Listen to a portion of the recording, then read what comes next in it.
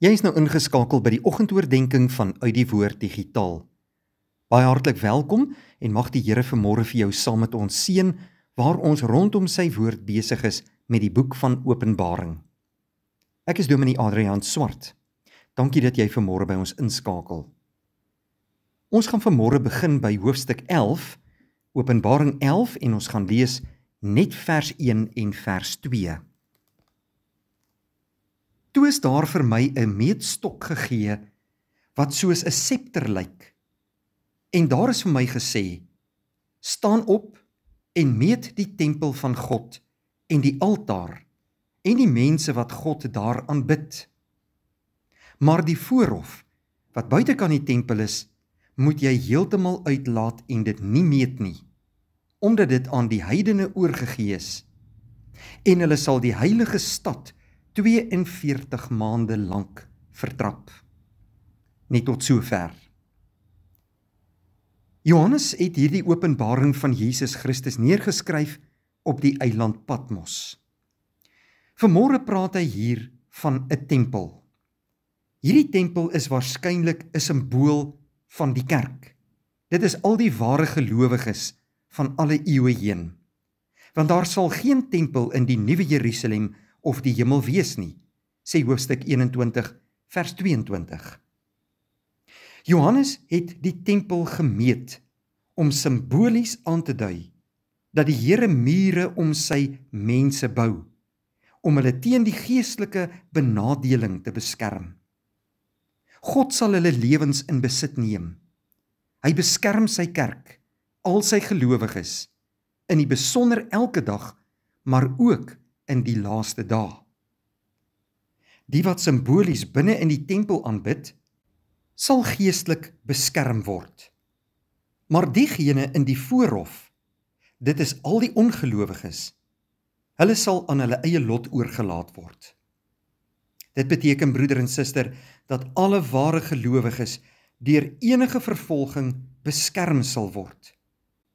Al God se kinders is vrygekoop deur die kosbare bloed van Jesus Christus.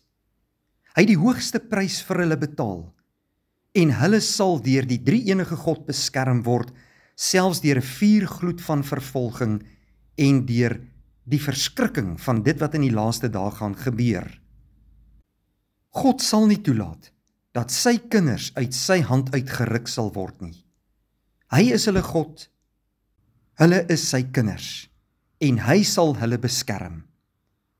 Vir die kerk van Jesus Christus is daar hoop, en alle mense wat Jesus Christus as verlosser aangeneem het, word deel van God se kerk hier op aarde. Dit is die triomferende Christene.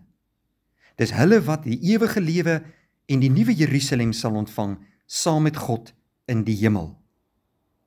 In hierdie gedeelte wat ons vanmôre saam gelees het, sien ons dan ook hoe die kerk, die ware gelowiges, sal triomfeer, en dat Johannes hulle sal meet, om simbolies aan te dui, dat die Here mure om sy kinders gebou het, om hulle geestelik te beskerm, en dat daar geen benadeling van hulle sal plaasvind nie. Wat 'n wonderlike troos, broeder en suster. En daarvoor loof ons die Here vandag. God is 'n God wat ons nooit in die steek sal laat nie. Hy kom altyd sy beloftes na.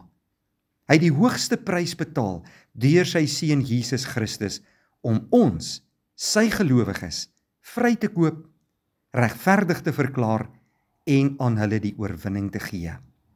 Ons loof ons Here vanmôre daarvoor en kom ons wy vandag opnuut ons lewe aan die Here toe. Kom ons bid saam. Dierbare Here, baie dankie dat ons 'n nuwe dag in U naam kan begin.